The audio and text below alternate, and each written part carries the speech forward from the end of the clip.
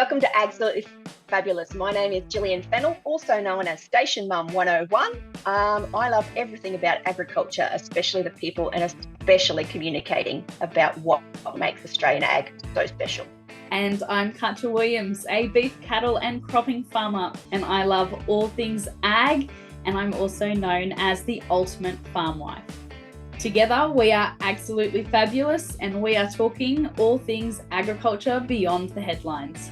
And we can't wait to give our opinion to you, and we hope you enjoy it. So let's get into today's episode.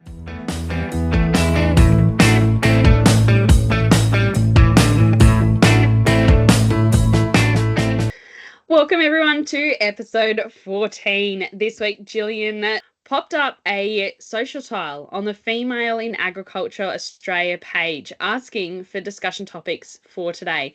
Last episode, we started talking about some hot topics on farm once we were wrapping up the conversation around how to get jobs on stations and farms, and it really did spark some hot topics. So we're going to jump into those today. We're going to be talking about anything from skincare, sun safety, bras. We're going into personal care on farm, also, how to look after yourself, what to take with you, drinking culture, anything like that. So this is going to be a really big deep dive episode on some really touchy subjects. So we're looking forward to jumping into that. But before we do, Gillian, you've had a massive week. We touched on it a little bit last week. Would you want to catch us up in the chit chat for that? Yeah, well, we got home last night, or sort of early evening, so not too bad. We had a very early start from Mum and Dad's farm to get up here. We got home about 6-7 o'clock last night. Obviously, you can see, if you got your eagle eyes on, the state of the kitchen behind me. Luckily, you can't see the rest of the house. So no domestic goddess here today, or any other day, actually, to be honest. But yeah, I've been in Tamworth talking methane at a Cattle Australia roundtable with a lot of different sections of the supply chain and how we're going to move that conversation forward and develop some really robust policy around that. And also at the Cattle Australia Cattle Connect event, which was their AGM, and the Meat and Livestock Australia AGM. So it was a really good opportunity to network and catch up with a heap of people from around the industry that I haven't seen for a long time. And it was just a really good sort of industry focused showcase of what we do and why we do it and how we celebrate it. Because of course there's red meat galore everywhere, but yeah, it was a great time. And it was interesting being over in Tamworth, over in New South Wales, and you're almost in your neck of the woods for once. Almost, only about 6 hours away from me. Pretty close. Closer than we've been before. Yeah. So, Gillian, I do have to ask, the preparation for going away for that amount of time off station, what did that look like? Any tips for others who are trying to get off station to go to events like that? Because I know that's sometimes the biggest hurdle, is how do you get off farm and station to get to those events? It is a challenge, and honestly, we couldn't do it. At the moment, we've got staff, and we've got a really smart young guy called Jake, and he is really conscientious and really handy. So you can have sort of a breather sigh of relief, because a lot of times when you do go away and your caretakers or staff aren't as sort of, I guess, innovative or even independent thinkers, or they might not be as familiar with the place, you're just anxious the whole time, and it sort of ruins your trip. But get automatic feeders. For every animal you own, get an automatic feeder, and an automatic waterer is probably the most important thing. Like, I know no one wants to think about animals going hungry, but they can go hungry for a lot longer than they can go thirsty in case something goes horribly wrong. Like, our chickens have an automatic waterer, the cats and dogs have automatic waterers outside.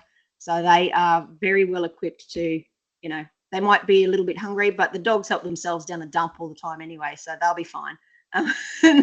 And if the cats are doing their job right, they'd be catching the mice in the house, so they shouldn't be going hungry either. And the chickens, automatic feeders, because if they run out of food for even a few hours, they stop laying eggs, because they're very temperamental old girls.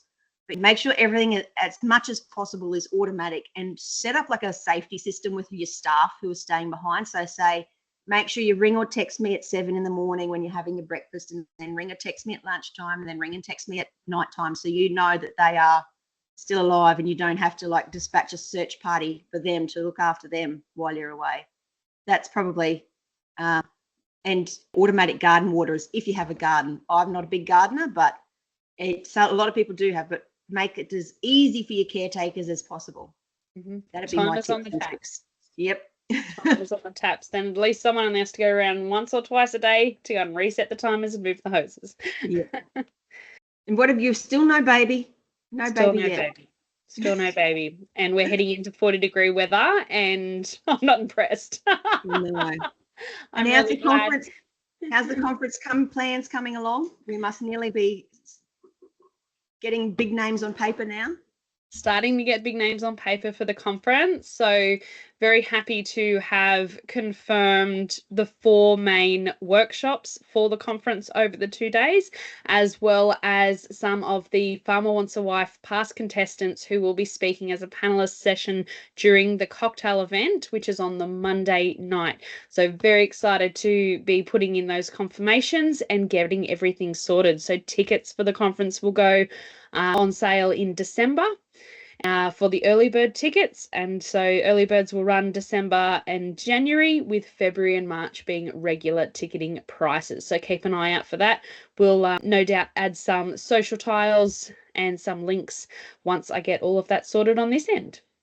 And also your Shine Award nomination, you're in the finalists. So we're on bated breath waiting for that announcement, because that might be another massive achievement that you might get before the end of the year. How nice would that be, an award and a baby? Award and a baby. It would be like Christmas definitely came early. So that should be announced before this episode goes live, because I believe the announcement is Wednesday, and then this episode will go live on Friday. Oh, gosh. It'd be nice if we could we'll put out the social tiles, but yeah. And back to the conference. If you are listening to this and you have a business that supplies anything to farming families or women, or if you do anything in the lines of accounting or succession planning or financial planning, and you would like to be a part of that conference, sponsorship packages are available, and you will get to reach a lot of people, not just through the conference, but through Kutch's socials, my socials, the AgFab socials. So there's a really good opportunity for you to get your business out there if you'd like to be a part of it. Absolutely. Absolutely. With that all said, Gillian, shall we jump into today's topic? Yes, let's, because there's so much to talk about. This, I don't think we're going to have time to cover 2 things today, because there's so much, and we could just go down a rabbit hole of talking about one thing forever, because it's those conversations that you wish someone had told you, but no one ever did, because there's an element of assumed knowledge, and then there's like all this shame and sort of hang-ups around, don't talk about that because, people are old-fashioned. But I'm pleased to see the younger generation is sort of breaking out of that a bit and being more empowered with their health and well-being, and being more proactive about seeking that advice. So we are here to give you our opinions and our personal experience, and everything we say will be underscored with everyone as an individual. If you don't feel like something is right, see a doctor as soon as you can. We know it's a challenge. We know it's hard to get proper medical attention in some areas of the country, but don't wait. If we touch on something that is concerning to you, get help from a qualified professional as soon as you possibly can. And in the meantime, you can reach out to your friends and things for support, but don't rely on unqualified advice, especially for medical issues. That's really important. Yeah, absolutely. So we might start with a safe topic and then work our way into some of the more controversial ones. So I'm always really excited to see on these chats when people want to start talking about skincare and sun safety on farms and stations. I think it's such an important topic, and I'm really glad that people are starting to be proactive in this. And so I think a lot of the advice that you and I probably come from, seeing as we're heading towards that older demographic now. I am old, but yeah. Look after your skin from day dot. Don't wait until you've already gotten so burnt repeatedly before you start looking after your skin. I was a child of the 80s where it was super cool to cover yourself in baby oil and lay out next to the pool and like just literally fry. And I'm from Midwest Queensland, where we would get 40, 45-degree days, and we would be cooking ourselves and thinking we were so hot, when in actual fact we were bright red tomatoes. and doing untold damage to our skin. So I'm glad to see that has passed and people are taking it more seriously now. Last week we mentioned dried cracked hands, whether that is from sunburn or the cold or something like that. The cream that I use at home is called Do It Tough for dry, cracked and irritated hands.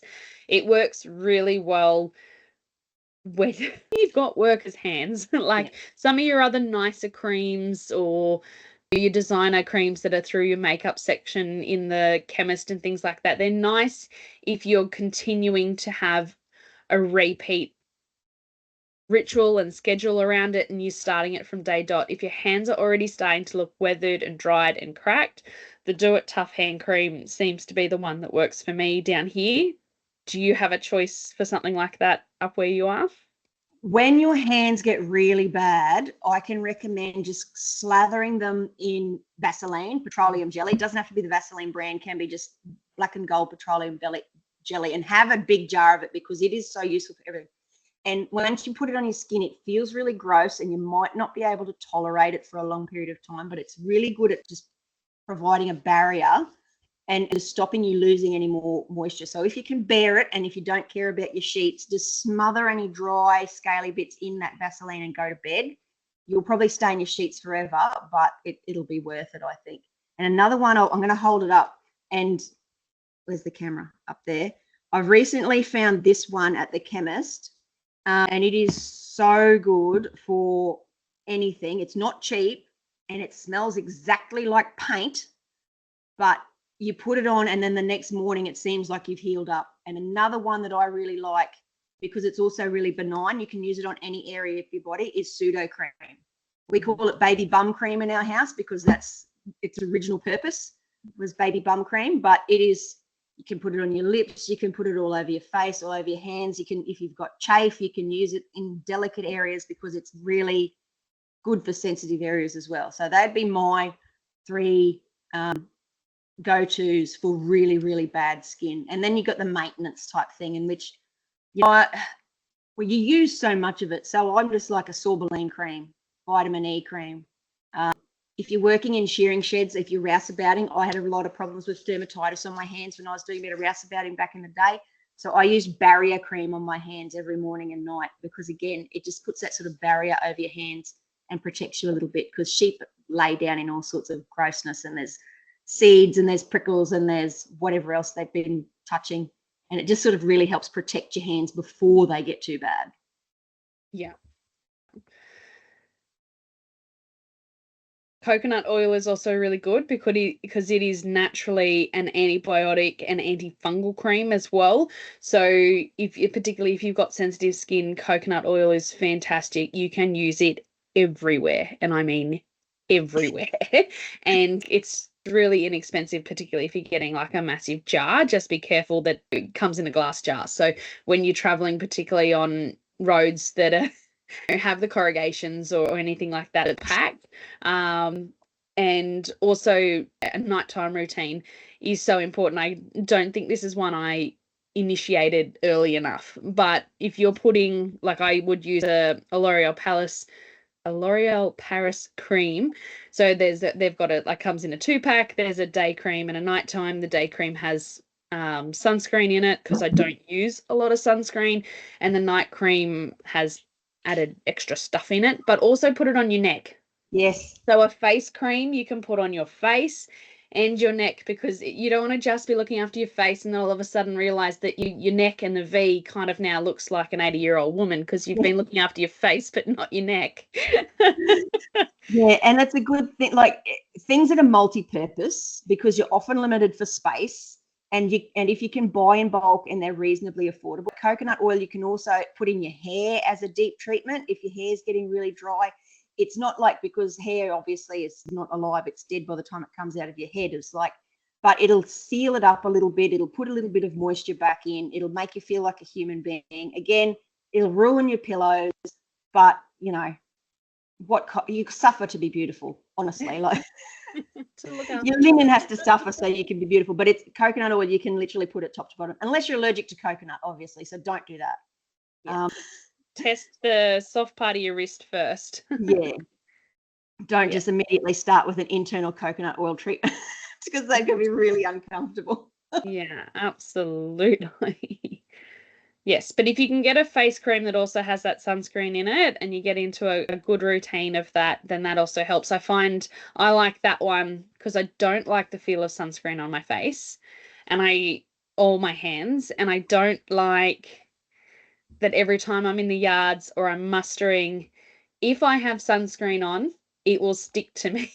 And Yeah. I hate the dust sticking Cakes. to me. I mean, it sticks to you enough when you're sweating, but just that added layer of sunscreen and then the dust, I'm not a big fan of. But for some reason, when it's in that morning face cream, it doesn't stick to me as much. And also, like, I use a lot of other different sun safe methods apart from sunscreen. So making sure that we're looking after our skin by covering yourself basically head to toe. So get your big hat, get your long sleeve shirts, get your gloves. Last week we mentioned Farm Her Hands and Bush Mitts are two brands, but if you can't access them or you don't have online shopping because they're both online, then you can also just go and get gardening gloves from any local depot. Any hardware shop will have gardening gloves. I prefer them to be fingerless so I can actually feel what I'm doing in the yards and stuff like that. I don't have to keep taking them on and off from when I get on and off the bike. But I do also recommend zinc cream. Yeah. So while I don't like sunscreen, I do like zinc cream, and I will put a little bit on the end of my nose and I will put it on my lips. And a chapstick before bed. Leave a chapstick next to your bed before you get into bed at night. Whack that on as well. Yeah. If I don't wear a lot of sunscreen either because I can't stand that dust sticking to my face because obviously we have a lot of dust here, but I will if I know I'm going to be out all day, I will put zinc on the tops of my ears, the back of my neck, my nose, and my lips and we forget about our lips quite frequently, and you're touching them with your tongue all day, especially if you're dusty, you're licking them and stuff like that. So putting something on your lips to have like a barrier there is a really, really good idea. And old-fashioned stuff appears to work the best. Like, I know everyone's trying to sell you something new, but old-fashioned zinc cream really appears to be, it stays on regardless. I know it's a hard thing being a woman at work, especially in a male-dominated field. You still want to feel like a woman when you go to work sometimes. Some days I don't care. But if you are interested in maintaining your femininity, which is excellent, you do care what you look like, but sometimes sun safety and safety has to come first. So you might look like you're playing test match cricket, but at least at the end of the day, when you wash your face, you won't be covered in sunburn and blisters and those sorts of things. So yeah, it's a lot of go. The ranges of zinc out at the moment as well are really good. So you can get zinc in multiple colors now. You can get it in several different skin colors. You can get it in greens and pinks and different colors as well. So even if you do want to use it as a replacement for a foundation and still have some pink lips, you can mix a little bit of the pink zinc with the foundation cream and get it like at least a little bit of a lip glow as well. That's all I had for skincare. Gillian, how about you? Yeah, that's about it, because skin, and this is the thing, skin is such a personal thing. Everyone's skin is different. So even though we're recommended something, it might not work for you. And it's that trial and error. And that's why if you're new to this, or if you're still trying to find what your regime is, start with the cheapest stuff first. Don't go straight for the top end, because if it's just cheap supermarket stuff, then you haven't invested a lot of money. And you may find that as you progress, or as you develop different skin concerns, especially like if you've got cystic acne and those sorts of things, you may need more specialized treatments, which are more expensive. But start with the basics first. And the good thing about starting with basic supermarket level is, if you don't like it on your face, that's fine. Rub it on your legs, or rub it on your arms, and before you go to bed, just use it as a normal moisturizer, or use it as a normal cleanser, or whatever. You don't need to, if you don't like it on your face, use it as a body wash, or it's not a sunk cost. You can just use it or leave it, or whatever you want to do with it. So start with the cheapest level first and work your way up from there. Yeah. if you haven't been in an environment where there is a lot of dust and things as well, your face will take time to adjust. So even if you just want to start by washing at night or before every meal with just water, getting used to the water on farm, getting used to the water on station, because it's different for everyone's setup as well, whether it's creek and dam water, bore water, rainwater. Like everything has a slightly different pH level as well. So even if you just start with water and then see where you go from that, if you are getting blocked pores and things like that, you can also start with those supermarket brands, whether you have to start doing an exfoliant rub or packing makeup wipes to get the zinc cream off or something like that. Just start slow, start with a couple of pieces and then build on that as you go. Yeah. And I think it's that water, that piece about the water, because we've got really, really salty water here. And I don't suffer too badly because I've got brown hair, but blondes really suffer in this water.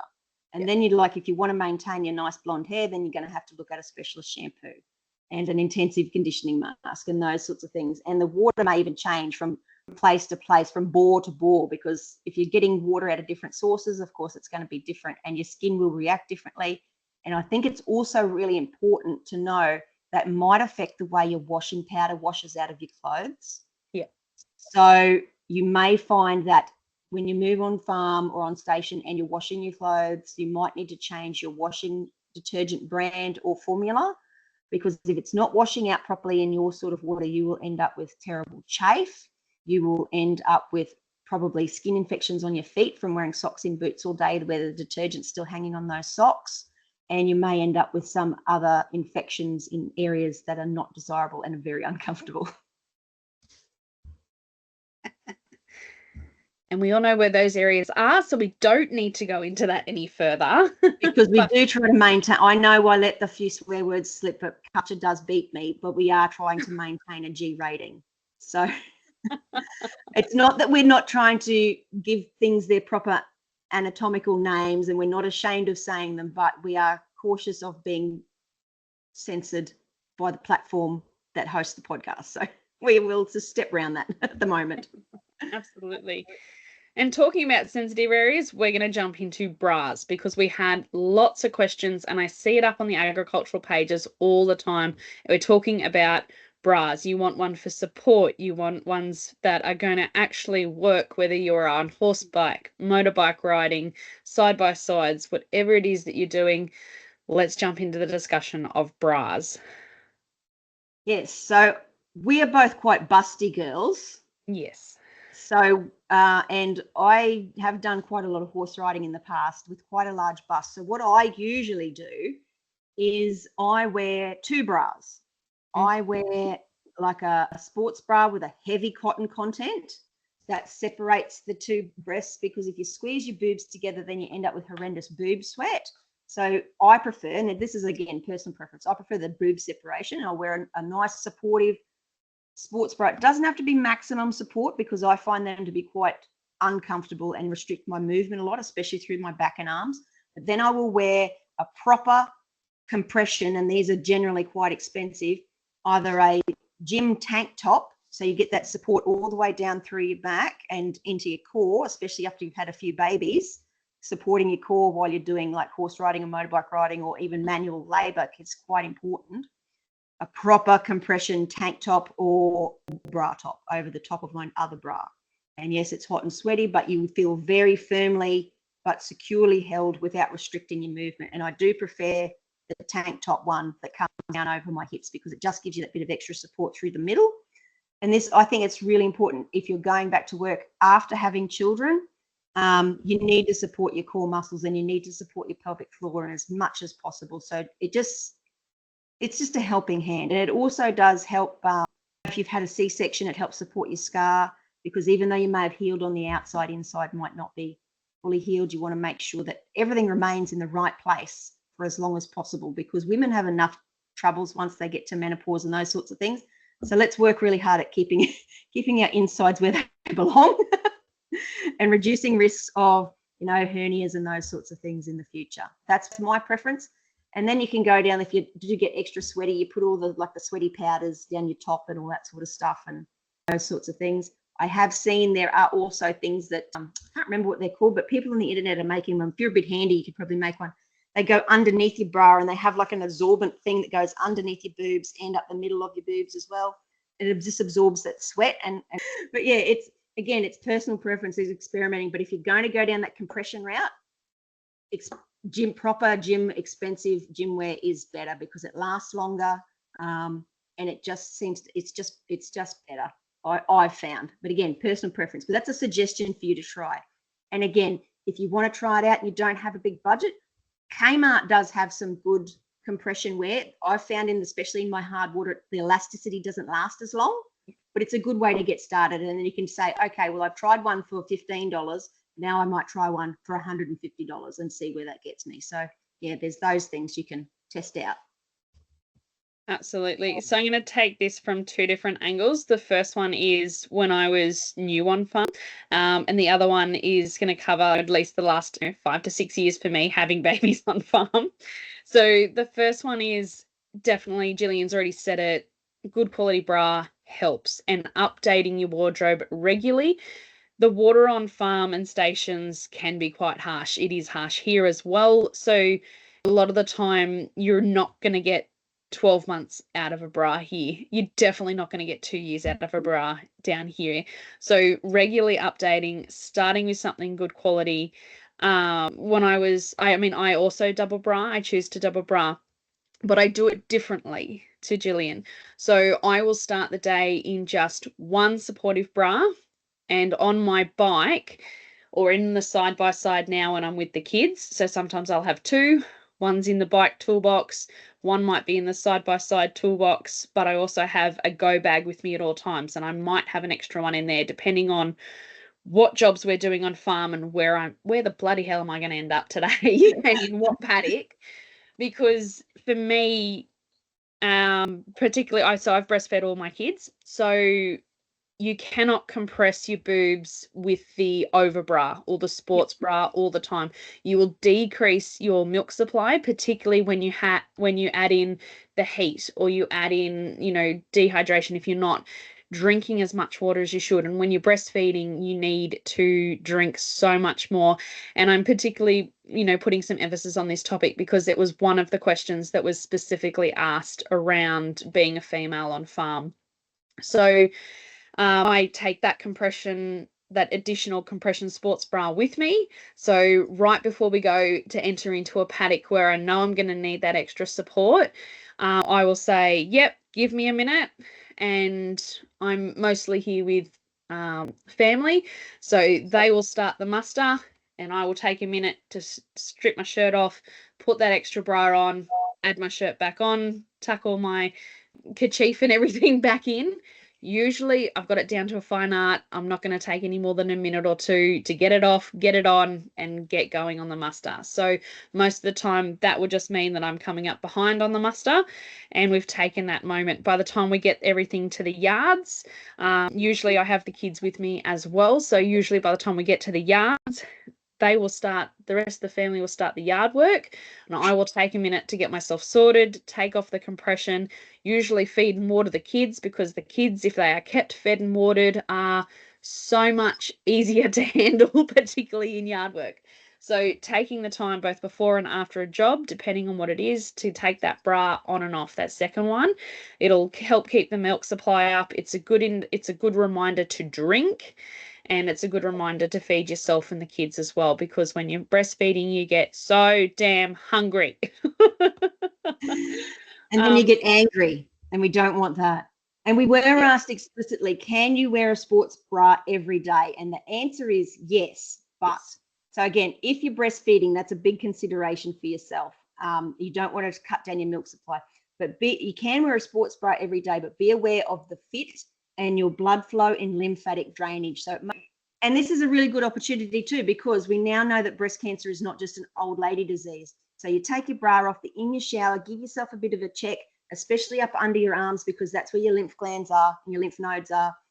Give everything a bit of a check over, get a bit of blood flowing back in there, get everything smoothed out. And women who have breastfed in the past and have been pregnant in the past will know this. And even you may have noticed it, even if you haven't, at different times in your cycle, you may notice different lumps and stuff, and that is just, fingers crossed, fluid collecting in your breast tissue. So you can feel that, you can massage it out, and you're aware of the changes in your breasts. And if there is something, especially if it feels gritty, if it feels like it's something like sand in a little bag or something like that, don't slow down, go straight to a doctor and get a check, because you're the best person to know what your breasts feel and look like. If you notice a change, take it seriously. Don't just put it down to, oh, well, I've been on the horse all day in my sports bra. If it wasn't like that last week or last month when you last did your check, when you last took your sports bra off, take it seriously. Again, with red, sore, hard spots on the outside of your breast tissue, if they are persistent, you really, really should see a doctor as quickly as possible. It may be nothing. It may be panicking. You may feel like you're overreacting, but like any sort of cancer, the sooner you notice it, the better chance of recovery. So get to know your body, because if you have a partner, they are not going to find it as quickly as you are. By the time they find it, it's generally not too late, but it's a lot harder than it could have been. So get to know your own boobs. That's for those who are And for those who are asking about pregnancy, breastfeeding, even if you've gone through pregnancy and you're not breastfeeding, you might be choosing to formula feed or whatever the right option for you is. That check will also help you keep on top of things like mastitis, because the last thing you want to do is on farm or station when you are in the middle of nowhere is come down with mastitis, because it is painful. You will get a huge fever and it will make you really crook. So if you, at the end of the day, when you're taking off your bra, when you're having your shower, when you're doing all that sort of maintenance, check for that as well, because a lot of the time you can push the milk out of those ducts, or you can take a preemptive strike on getting on top of that before it really develops into something that's going to make you sick. And I think the other thing to say around bras as well is, if you're someone who feels like they need that support when you sleep, get like a crop top with an inbuilt bra in it, so you've still got something while you sleep. But if you've just got loose fitting pajamas that fit over the top, then you're giving your body a really good rest overnight while you're sleeping as well, for them to really aerate, do their own thing. Let the blood circulate, just relax, because especially if you are consistently in the tractor or bouncing around on a bike or a horse, they are under stress and pressure, and they are only attached to your chest wall by some pretty insignificant muscles. So give them the opportunity to relax, recover, and get the blood flow going back in there. And I know if you're sleeping in like a mixed sex camp scenario, you may feel sort of insecure about sleeping with no bra on under your top. Trust me, as you get older, that will fade. But if it, again, a singlet top with a built-in sort of shelf bra is a really good alternative to maintain that sort of blood flow and circulation flow, but still, you can still feel covered and supported if you have to get up in the middle of the night or something like that. So yeah, there's so many different choices available, and don't ever feel like you have to do something or you have to wear something. If it works for you, then it works for you. Just do it. It might work for someone else as well. So don't be afraid to talk about it. 100%. Now, Gillian, we also got asked about period care on farm and station, particularly if it's your first time or you haven't done any of the cattle camps or anything like that before. So do you want to start us off with that one? Yeah, so periods on a cattle station can be quite challenging to manage. And I have been very blessed in the sense that my periods up until my stage of life have been regular. They've been relatively light. And so I haven't, but I do have friends who have suffered terribly with heavy periods, irregular bleeding, all these sorts of things.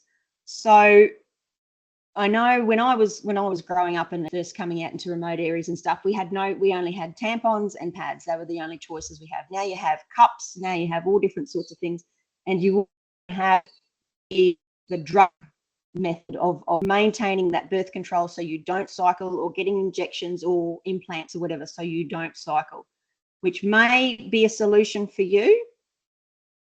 But just, if you've never done that before, if you've never been on hormonal birth control or used those sorts of methods to control your cycle, don't do that just before you leave. give yourself a couple of months lead up, because you may well find that, because you're playing with your hormones are very important. You may well find that the disruption to your other parts of your health, especially your psychological and mental health from that hormonal birth control, are not worth the benefits. And you don't want to discover that when you're in the middle of nowhere and then you start to really struggle. So if you're considering going on a station, go and see your doctor now. Give yourself time to adjust and to determine whether it's worth it for you. Because there are other benefits to hormonal birth control, obviously birth control, and might control your acne and your skin outbreaks and all that sorts of things. So these are one of these personal things that you really need to have a full and frank discussion with your doctor about, and they can help guide and advise you. And there's like Mirena implants, like into the womb and all those sorts of things. There's so many different options these days. If you're choosing to not do hormonal birth control and to control your cycle and manage your cycle, if you do have heavy periods, I would recommend layering. So if you use a menstrual cup or a tampon, then a pad and period knickers. Now that I'm a bit older and I've had a few kids, if I'm going to do anything that is remotely physically exerting myself, including sitting in a car all day, because this is a physiotherapist told me this after my second child. So your pelvic floor, right, is like a trampoline, and everything inside your belly sits on your pelvic floor. And if you're in a rough car or a tractor and it's bouncing up and down like that all day, it's gradually weakening, and that affects your bladder control and all those sorts of things. So if I'm going outside even to do, gardening, where I'm going to be doing a lot of heavy lifting or anything like that, period knickers, they just give you that little bit of added extra support, and it's an extra layer. And again, I like to wear, when I was on my cycle, I like to wear things that were really supportive through the midsection, because I did suffer from some cramping. I don't work in jeans when I go out here. I don't even ride in jeans. I wear yoga pants, high compression yoga pants, high waist. They come right up and they hold everything in. And it just seems to give you a little bit more support through the midsection, and everything's held in one place. It's not slipping and sliding everywhere, because they are tight. That's like literally their job. And it holds everything in place, so you can move with a bit more confidence. Absolutely. I had track your cycle as well. So even if you think that your cycle's not always regular, or it's not always easy to pick when it's going to happen, if you can get a tracking app for your phone, or you can write it on your calendar or something like that, tracking really helps. It'll also help you in the lead up. If you've got a difficult work situation, or you've had a couple of big days and you're starting to feel the hormones change in your body and you're starting to get a bit short-tempered and things like that, tracking it will help you be kinder to yourself. Okay, I need to take a big breath. I know what's coming up. I know the next couple of days are going to be a little bit harder for me, both, emotionally and personally and hormone-wise. And then you've got your period on top of that. So my other tip is always be packing. Even if you are usually very regular, you are in a different environment. You are eating differently, drinking differently, working differently, particularly if it's your first time on farm or station. For the area and the altitude and everything that you are. So there is a lot impacting you on a new environment, even down to if you're sharing living quarters with other females. I have 4 sisters. Sometimes your cycles just change from those who you're around in close proximity to. So track it. Always be packing. As Gillian said, layer up. Because sometimes when you are going into, agriculture is still predominantly a male industry. So when you're going into stock camps, when you're going into yards, even if you're going into help out with a family farming operation, I came into a family of boys, they probably wouldn't have even had a double thought or any thought about period care or anything like that. So having to stop at the shearing shed, or having to stop at the house, or having to stop behind a tree to change something, just go up ahead, I'll catch up, have those conversations, have a couple of lines in place. Yep, I'm going to need a minute. Same as when you go to the bathroom, because they will not have thought about this. I worked in mining for a long time as well, and my first underground placement was actually, they didn't even have a bathroom for me to use. And when you add your period or something on top of that, you need to be able to have some sort of incognito conversation with your work team to be like, I'm going to set this area up for me, particularly if you're in the yards all day. Let's find a tarp. Let's find something else. I'm going to set this little private area up for me. Or some sort of thing like, if this shovel is missing, do not leave the yards because I'm off doing something. So I mentioned before I've got a go bag. So in my go bag, I always have 2 days worth of products, and that's for 2 reasons. The first reason is if it's heavier than usual, you've got enough products to get you through the day.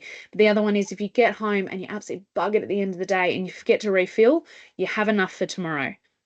So in that go bag, I will also have some Ziploc bags, some rubbish bags, some toilet paper, some other things just for me to look after this area, so that if I do get caught down the paddock, if I do get caught all day in the yards, then I've got something that I know that I can take care of myself. And then at the end of the day, because sometimes all yard setups, depending on the work that you're doing for the day, will have a garbage setup, and you don't want to have to walk back through everybody, whether it's friends, families, or blokes, holding, your little sanitary items to put in the bag in the yards. So if you've got a backpack where you can take with you, you can seal them up in the Ziploc baggies, you can put them in the rubbish bag so no one knows what it is, even if they go through your bag, anything like that, and then you just discard them when you go back to the house at the end of the day, or back to your quarters, and it's all sealed, it's not going to smell, it's not going to leak, and you've kept that little bit of personal care and that little bit of what am I trying to say? No one else has to know. If you're looking after yourself, you're self-contained, no one else has to know. And it's not so much embarrassment, I don't think, although some people still have that sort of attitude, like people you work with, obviously, because they don't know any better. But it's like a consideration thing, because at the end of the day, it is an internal product. You wouldn't walk through the yard swinging a used condom around either. So, it's, or a dirty nappy for that set. So, and this is where I came to it from. A lot of the stuff that I use are used on babies. Yeah. So in my little kit that I've got all the usual sanitary items. I've got a fresh pair of knickers just in case. And the wipes that I use are baby wipes. Don't use any bacterial hand wipes, because if you're using to clean up a sensitive area, it will burn you and you will be quite uncomfortable. So use baby wipes, or you can get wipes that are just water. I think they're water with a bit of glycerin or something, and then just have some hand sanitizer. It's all these sorts of things. And you can use nappy bags. I use, because I've still got 1,001 nappy bags left over from when I had the kids. You can use nappy bags, put your used items in a nappy bag, then put it in your Ziploc bag, because again, it just keeps the smell in, and some people might get a bit grossed out by the sight or whatever. Just keeps everything under control. And and you never know when one of your workmates is going to have the same problem, and you can say, yep, I've got you covered. It's sort of like a sisterhood type thing. It's just, and you would be surprised the number of times that I have used a sanitary pad on a large wound on one of our workers. So multi-purpose. Multi-purpose. When you're talking about other self-care items as well, and adding in those nappy wipes, I also had on my list, because I get asked about my go bag all the time. I've actually got a little bit of a video on my YouTube channel about it as well. But in that bag, I also carry my own first aid kit, because sometimes I'm not at the yards or where a first aid kit is. So I always have my own first aid kit. I always have my own snake bite kit, so compression bandages.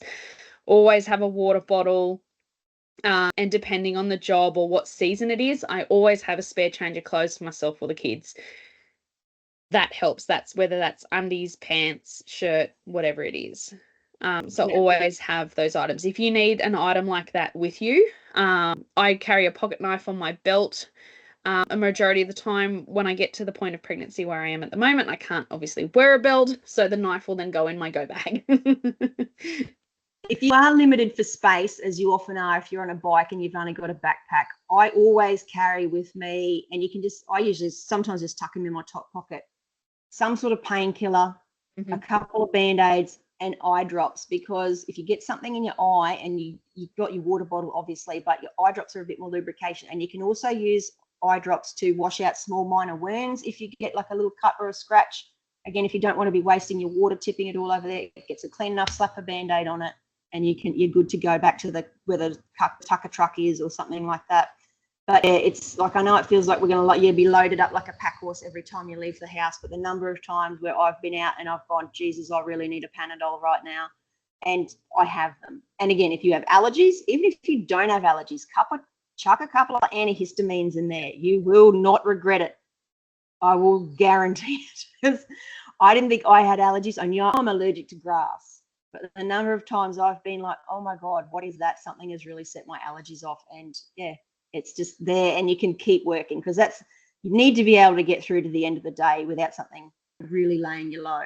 Yeah. And again, if you're in a mixed sex environment and you're tracking your cycle and all sort of stuff, you will probably get comments like, oh, you on your rag, or, oh, someone's getting cranky.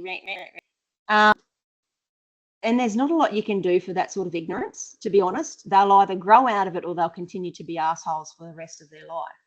But it's interesting to note that when women do get really cranky at that point in their cycle, that's when our testosterone is really high, and that's when we're acting the most like men. So Fun fact. You can just keep that in the back of your mind, like, well, you don't like it when I'm very masculine, do you? And all these sorts of things. And it's like, you just say, yeah, actually I am, because I'm a fully functioning human woman and I have a period cycle. If you don't like that, then don't be around, like, don't have a girlfriend. Like, I feel sorry for your mother that you don't understand how she lives. Like, it's a lot of it is ignorance, and a lot of it is just the way that they've been raised, and they don't know any better. And it's not your job to educate them in the workforce, but also you don't have to put up with their nonsense. You can just tell them to piss off. But yeah, and if they continue to make an issue of it, then that's when it becomes a sexual harassment and bullying situation. And that is when you need to get extra help. Yes. So if you haven't been on farm station before, set yourself up for that extra help and advice before you go there. So when you're asking the farmer or whoever's setting you up for the job, ask, okay, if something happens on farm like this, I'm not expecting that it will in your environment, but what's my level of reporting? Who do I report to? Whether that is the head stockman, whether that's the farm wife, whether that's the farmer themselves. You have those discussions up front. So before you get in that situation, who do I need to talk to about this? And it should be part of your onboarding, to be honest, but I think a lot of us don't really have that sort of really specific onboarding process, and that's on us as employers. We should really do better. But ask the question, and if you are experiencing any type of harassment or bullying or any of what you perceive to be unfair treatment, you need to keep your own personal work diary, be that on your phone or a written copy. So as soon as something happens, or as soon as you get the opportunity, make a note of what happened when and who else was there. Because if this does become a serious ongoing issue and you do need to escalate this to another level, then you already have your evidence collected, and you don't need to rely on imperfect memories and those sorts of things. And again, it's a sad state of affairs that we should have to do this, but this isn't unique to agriculture. It happens in every single workplace because people are idiots, and some people are more idiotic than most, and we encounter them in all walks of life. And that probably leads us into some of the trickier conversations, Katja, about sexual abuse and how to deal with blokey blokes on farm, which it can be really challenging, especially if you're in a remote area and you don't have those inbuilt support systems. And particularly if it's your first time experiencing it, because you may not have experienced that type of behaviour beforehand. And it can be quite confronting the first time you hear it and experiencing it. If you've come from a family or an environment where you haven't had much to do with people of the opposite sex, it can be really challenging to navigate. And this sort of all plays into that setting boundaries and how to be a professional in the workplace. Because even though some of our workplaces are pretty casual and pretty relaxed in the sense that it doesn't appear that we have these structures and stuff in place like you may do in a corporate setting, we are still a workplace, and we still need to learn to carry ourselves as such, because we shouldn't be putting employees at risk of not being safe at work, and that includes psychological safety as well. So if you are being sexually harassed or you have been assaulted at work, you can call 1-800-RESPECT, which is 1-800-737-732. And I know that is spectacularly unhelpful if you are not in an area with phone coverage at that point in time. But that is a resource where you can ring and get actual advice about what to do for your specific scenario.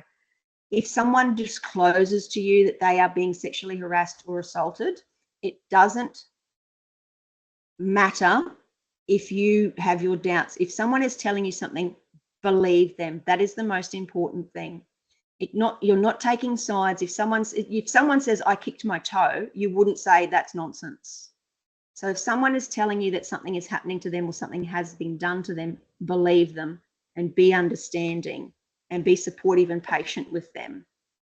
And also you need to look after yourself. If someone is disclosing their abuse or harassment to you, you need to also be aware of how that may impact you. And you ideally should have gotten a reporting structure when you were employed about what to do. But if you don't have that, my advice would be go to the most senior person on your team, unless they're the ones responsible for it, obviously. Then you need to go to someone else. If you are in an isolated area and there are not very many of you and you don't feel safe, do not stay there. Leave. And this is what I would tell a lot of young people, not just young girls, but young boys as well. If you're going into a station for your first time, have an escape plan. Okay? Have someone, if you're going a long way from home, have a couple of people in the surrounding district that you can ring up, or ask your mum and dad who their friends are if they're not available. Who can I call if I need help any time of the day or night? And have a list of those people. And if you need it, use it. Don't put yourself at risk unnecessarily. And yes, you may feel like you're a failure and you may feel like everyone's going to make fun of you, but that doesn't matter, because people who do that, they're not worth bothering about anyway. Look after yourself first. This is just a job. Don't let it ruin your whole life. Okay, there are other jobs out there with other people on other stations, on other farms, in other industries who will not treat you poorly. So don't put up with it. It's not this. We have a bit of a notion in agriculture, especially amongst young men. I've noticed it's like, oh, you know, it's like the hazing rituals, like you have to toughen up. And they used to do it to apprentices, and some workplaces still do it to apprentices all the time. And you get the harmless stuff like, oh, you know, go and find me the left-handed screwdriver, or, you know, those sorts of things, and asking for blinker fluid and that sort of stuff. You know, that's, you know, you'll learn it. You might feel a little bit embarrassed, but it's not putting you at physical harm. If someone is doing things to you that are causing you physical and psychological harm, don't tolerate that, because that is completely unacceptable. There is another workplace out there where you can get the same amount of experience, where you can really enjoy the agricultural culture that comes through that workplace.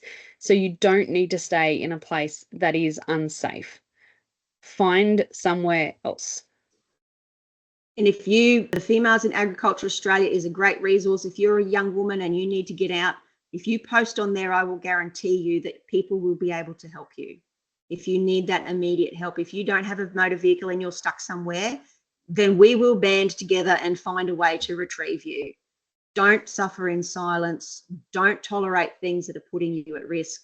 And I guess this is my old person talking. This is not just I feel a little bit homesick and I don't like it here, because some things you need to build resilience and build character and those sorts of things. I'm talking about if you are in danger, if people are assaulting you or threatening to assault you, any of those sort of massive red flag behaviour. This is not like, well, I don't like mashed potatoes and the cook won't make me hot chips for tea.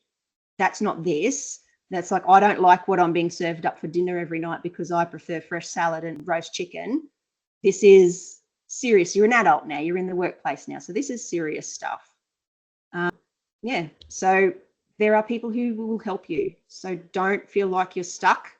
Don't suffer in silence. Reach out, and the hive mind of women in agriculture, and even if you're a young man, we will retrieve you. If you are being bullied and picked on and assaulted and all those sorts of things, because this happens to young blokes as well, and it's unacceptable regardless of gender, we'll get you out and we'll find you somewhere better to work. So the thing about agriculture, it's a very broad church. There's plenty of places to go, and we're always looking for staff. So don't put up with something that's putting you at risk. 100%. And I want to dive into the drinking culture a little bit, because a lot of the time, or some of the time, it can be okay during the day, but then at night when everyone starts to let loose and get into that drinking culture and a lot of pressure, this is where some things can go south quite quickly. We've mentioned Shana Wan on the podcast before from Sober in the Country. A lot of great resources, great community, fantastic charity work that she is doing around this space. She actually had a really great interview last week with the Ag Watchers, which I might tag as well, around pressure of drinking and knowing when you have a drinking problem or knowing what to do in this case. I don't drink. I actually am allergic to alcohol. My body doesn't produce the enzyme that breaks it down in my system. So whether it's in like cooking or alcohol or certain medications, anything like that, I cannot tolerate it. My body goes into basically shutdown mode for a poison. So I did write down a few tips that I used, particularly as a young female in agriculture, a young female in mining, a young female at uni, that really helped back that pressure off and get away with not being part of this drinking culture, because there's some really stupid things that people say around drinking culture, where they'll pressure you to race them, to keep up with them, to oh, you can't trust someone who doesn't drink, or lots of really inappropriate language that they use around it, particularly for younger people. So my top tips for being able to release some of that pressure, or to even get people to not actually ask you in the first place, is I always bring my own drinks. We touched on it a little bit with Christmas when we talked about it last episode. Always bring my own drinks. So I will not let someone buy me a drink. I will not let someone bring me a drink. I don't go into rounds. I don't participate in any of that. So buy your own drinks. I usually buy them in a can. I have them in a stubby cooler. If it's a Coke can, or if it's, a black Schweppes can, or whatever it is that you're drinking, and it's in a stubby cooler, 9 times out of 10, no one's going to ask you what you're drinking. No one's going to pressure you to have another one. Oh, you're nearly finished, you better have another one. What's in my stubby cooler is what's in my stubby cooler. It's no one else's business. If I'm going out somewhere, I will actually get the bar person, or I will pour it myself, an apple juice in a wine glass. No one will double think that it's not white wine. It's just apple juice. I'm drinking, I don't know, Chardonnay or whatever a darker coloured wine is. So being able to control your own drinks, have them in a different glass or have them in that stubby cooler, avoid rounds. If you're going out, spend your time on the dance floor. Spend your time with people who you're actually there to catch up with. Chat to them, be on the dance floor. If it's a karaoke night, get up there and sing your little heart out, because while you're doing those activities, you don't have to be drinking. But also you have that perception of people going, oh my God, you were the drunkest person there last night. And I go, yeah, I'm sure I was the drunkest person there. Like, I know I wasn't drinking, but the fact that people will go, oh, I need a bit of courage, so I'm going to drink lots and then I can dance, or then I can do karaoke. If you're out doing those activities anyway, you're not drinking, and people will perceive you to have been drinking. So you remove that pressure off anyway. And it gets you out of that sitting at the table or sitting at that bar and people wanting to buy you drinks or top you up or whatever as well. I have a 10 o'clock rule. So nothing good happens after 10 o'clock. If I'm going to have to get up at sunrise and start farming or start doing something with the kids, you make sure that you've had a good rest. Nothing happens after 10 o'clock that's good. So I will always leave a party by 10 o'clock. This is where you and I have very, very different experiences, because I am from the era where we would go, and this is how old I am, you could still smoke in pubs and nightclubs when I was living my best life. I thought it was my best life as a young person. Roll straight up to work in the clothes from the night before, stinking like cigarette smoke, still probably drunk, and just like charge on and just then like about lunchtime you'd start fading fast. But it's very, very different experiences. So if you want to drink, that's fine. Sometimes you drink to excess. I've seen that happen. I've done it myself, so no judgment. My biggest concern, if you're going to do that, that's your choice, your decision, but be safe. There's certain things that do not mix with excessive alcohol consumption. One is fire. Don't play with fire if you're drinking. Sitting around a bonfire is fine. I was at a 21st birthday party one night with a bloke with a broken leg. His crutches ended up on the bonfire. That was not very cool because they're expensive for a start, and then he was immobile for the rest of the night. Don't play with fire. Don't pick up burning sticks. Don't set shit on fire. Don't play with fire and accelerants. It's not a funny, cool game. Someone will end up in hospital or dead. Motor vehicles do not mix with alcohol. Do not ride bikes. Do not ride quads. Do not get in your car unless it's to choke down on the back seat. Do not drive or operate any sort of machinery or vehicle if you are under the influence, because you will not only kill yourself, you will probably kill other people. And that is not cool. If you are too drunk to make it back to the station or too drunk to make it back to where you are, sleep in your car. Do not drive drunk. I have personally seen too many tragedies where people go, it's not that far home, I will just drive. Don't. Nothing is worth your life. You probably won't get the sack. You'll get shouted at, no doubt, if you've not turned up to work when you're supposed to. But everyone will still be alive, and you will just be shouted at and have a hangover. Much more preferable. Same goes for water. Water and excessive alcohol do not mix. If you are really, really drunk, don't go swimming. It's a really bad idea, especially if your friends are going to go swimming in a large group of people, especially at night in a dark body of water. That is when tragedies happen. Don't get in a boat. Don't get in the water. Don't all play silly games in the water, because again, we're often talking about young people doing this. Frontal lobe not fully developed, making silly decisions, making stupid mistakes, which may cost someone or yourself your life or your legs. If you're diving into shallow water, if you're diving into dams, don't do it. So if you want to go out and have a great night, and if the great night involves drinking lots, that's fine, but do it in a safe way. There's plenty of other things you can do that don't involve motor vehicles, fire, or water, or also disrespecting other people. It can be really hard when you're drunk because decision making again is impaired. But if someone tells you to leave them alone, man or woman, leave them alone, because you'll either end up in a fight, and again may cost you or someone else their life, especially with king hits and glassings and all those sorts of things, or you may end up hurting someone when that hasn't really been your intention. So don't harass people when you're drunk.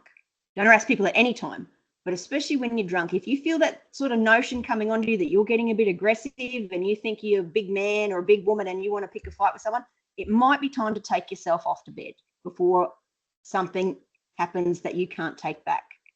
So just be safe. And if you see your mates doing the same thing, and it might be time to say, hey, let's go back and let's go to the camp, or let's go and sit in our swags for a bit, or maybe we should just go to the bathroom, just break the tension. And again, it's not your job to police other people, but if you're working in a crew, it is nice to be able to look out for each other and to trust each other. So there is that element of it as well. So be supportive of your friends, look out for each other. And if a scenario or a situation is growing beyond something that you think you can handle, get help.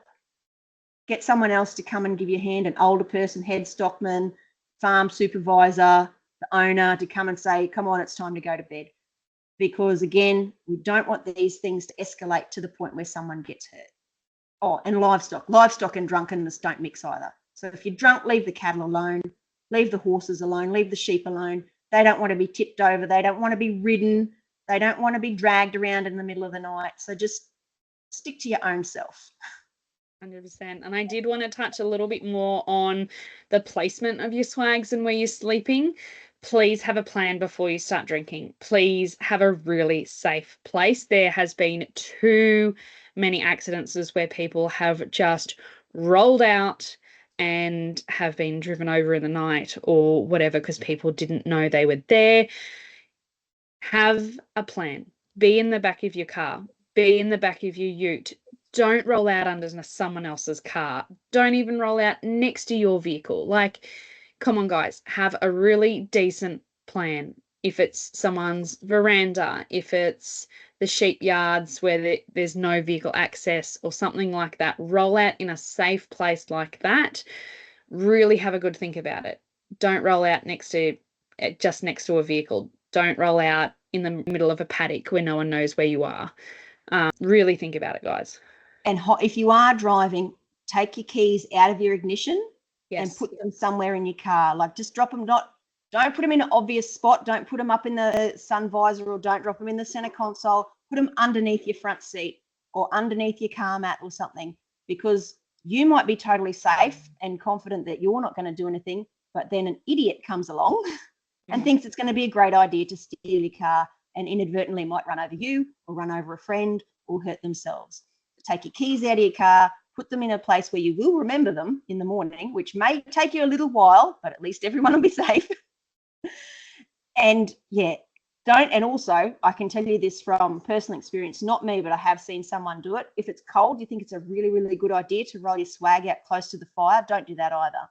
No. Because if you are under the influence and you do literally choke down, there's a really good risk that you might roll into the fire or your swag will catch on fire. And we don't want that to happen either.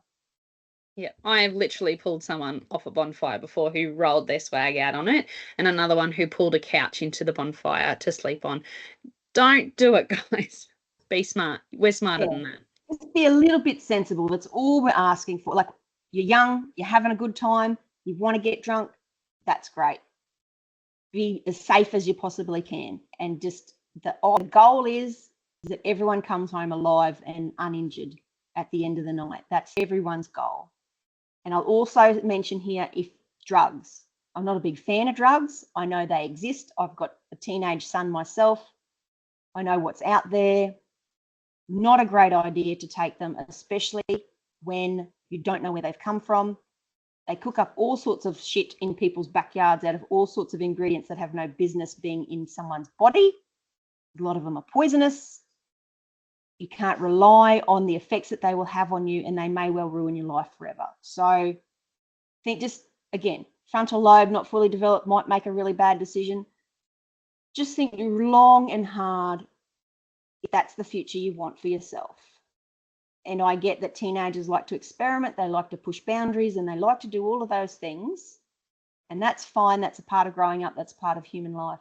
But just be mindful that it may affect your future for the rest of your life and may affect your family. So just be a bit cautious. And if your mates think it's a really, really good idea, ask them why they think it's a good idea. Is it a plane? Yeah, we've had some rain, so Mark's out checking everything in the gyro, and now he's buzzing the house. So obviously I've been recording the podcast for too long. So But we might wrap it up there. Yeah, just ask them why they think it's a good idea, because they might not be able to answer you. And if they can't give you a decent answer, I don't know if there is a decent answer, but whatever, have those conversations. Like, talk about this stuff, and don't just take it as given that we should do this thing because X said it was a good idea. It might be a really terrible idea. Like, just give it a tiny little modicum of thought and try and be safe. Absolutely. Guys, we have touched on some really sensitive topics that are quite often not spoken about in the agricultural world, particularly around females in agriculture and the potential dark side. Set yourselves up, protect yourself. I hope you have all found something really important and some key information to take away with you today, some tips, tricks, just items you're going to add to your go bag or to your saddle pack or whatever it is that you need to take with you. And we will see you all in another episode. So thanks, guys, and we'll talk to you all soon. Bye.